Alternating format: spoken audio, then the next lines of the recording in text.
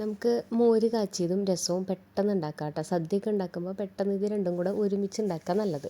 അപ്പോൾ അതെങ്ങനെയാണെന്ന് നോക്കാം. അപ്പോൾ അതിനായിട്ട് കുറച്ച് പുളി എടുക്കുക. 1 കപ്പ് വെള്ളത്തിൽ ഇതുപോലെ നന്നായിട്ട് കലക്കിയെടുക്കുക.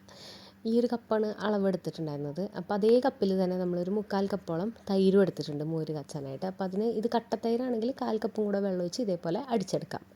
ഇനി നമ്മൾ 2 പാന് ചൂടാക്കിയിട്ട് അതിലേക്ക് വെളിച്ചെണ്ണ ഒഴിച്ച് കൊടുക്കണം. വെളിച്ചെണ്ണ തന്നെ ഉപയോഗിക്കണം കേട്ടോ. അതിൽ രസത്തിനായിട്ട് 1 ടീസ്പൂൺ കടുക്, അതുപോലെ തന്നെ 1 ടീസ്പൂൺ ജീരകവും കൂടെ പൊട്ടിക്കുക. മോര് കാച്ചിയതിലേക്ക് അതിൻ്റെ പകുതി അളവ് മതി.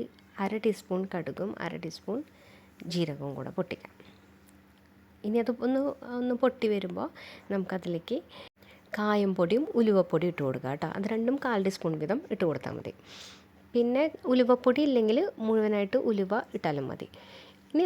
ഇനി നമുക്ക് ഫ്ലെയിം ഓഫാക്കാം, അല്ലെങ്കിൽ ചിലപ്പോൾ കരിഞ്ഞു പോവും. ഫ്ലെയിം ഓഫാക്കിയിട്ട് രണ്ടിലേക്കും കുറച്ച് വെളുത്തുള്ളി അരിഞ്ഞത്, അതുപോലെ തന്നെ നമ്മുടെ ഉണക്കമുളക്.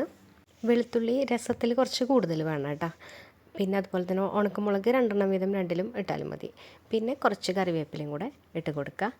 ഇനി നമ്മൾ മോര് കാച്ചിയതിലേക്ക് കുറച്ച് സവോള അരിഞ്ഞിട്ട് ഇട്ട് കൊടുക്കാം. ഒരു മീഡിയം സൈസ് തക്കാളി ചെറുതായിട്ട് അരിഞ്ഞിട്ട് രസത്തിലേക്ക് ചേർത്ത് കൊടുക്കുക.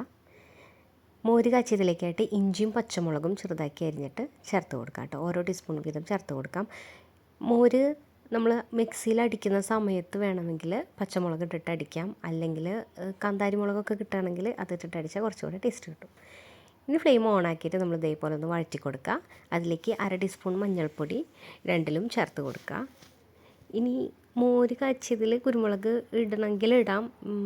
രസത്തിൽ എന്തായാലും കുരുമുളക് വേണം. അപ്പോൾ അത് നമ്മൾ എരിവിനനുസരിച്ച് ഓരോരുത്തരും ഇട്ട് കൊടുക്കുക. മുഴുവനായിട്ടുള്ള കുരുമുളക് ചതച്ചിടുന്നതായിരിക്കും കുറച്ചും കൂടെ നല്ലത്. പിന്നെ നന്നായിട്ട് വഴറ്റി കൊടുക്കുക. പിന്നെ ഈ സമയത്ത് ഉപ്പ് ചേർത്ത് കൊടുക്കുക.